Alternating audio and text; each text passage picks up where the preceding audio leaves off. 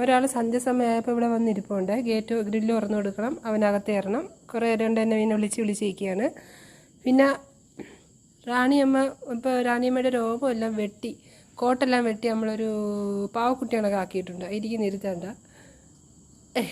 ചെവിയുടെയൊക്കെ രോഗമെല്ലാം വെട്ടി അണ്ണം വെട്ടി കുളമാക്കി വെച്ചിരിക്കുക.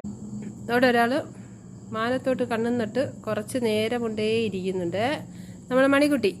സംഭവം എന്താണെന്ന് വെച്ചാൽ ഇവിടെ ഈ മതിലിൽ കൂടെ ഒരു എലി ഇങ്ങനെ ഗേറ്റിൽ കൂടെ പാസ് ചെയ്ത് ഇതുവഴി മാവിനകത്ത് കയറിയിട്ടുണ്ട്. ആ എലിയെ പിടിക്കാൻ വേണ്ടി കാത്തിരിക്കുക. ഇപ്പം തറയെ വരും എന്നും പറഞ്ഞു അങ്ങ് പിടിച്ച് മറിച്ച് കളയും. ഇനി എത്ര നേരം വേണമെങ്കിലും ഇവിടെ അങ്ങ് കുത്തിയിരിക്കും കേട്ടോ, ആ എലിയെ കിട്ടാൻ വേണ്ടിയിട്ട്.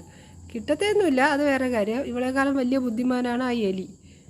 മണിക്കുട്ടി ഇനി പാ, എന്തിനാ അവിടെ കുത്തിയിരിക്കുന്നത്? പ്രയോജനമൊന്നുമില്ല, എലിയെ കിട്ടത്തില്ലപ്പാ. അയ്യോ നല്ല കുട്ടിയാട്ടാ, വിളിച്ചോടനെ കഴിഞ്ഞ് വരും. പാപ്പലു പിന്നെ വായി നോക്കി തളർന്നു വന്നിരിക്കുക. ഗേറ്റിൻ്റെ അടുത്തോട്ട് വായി നോക്കി ഇങ്ങനെ ഇരിക്കുക.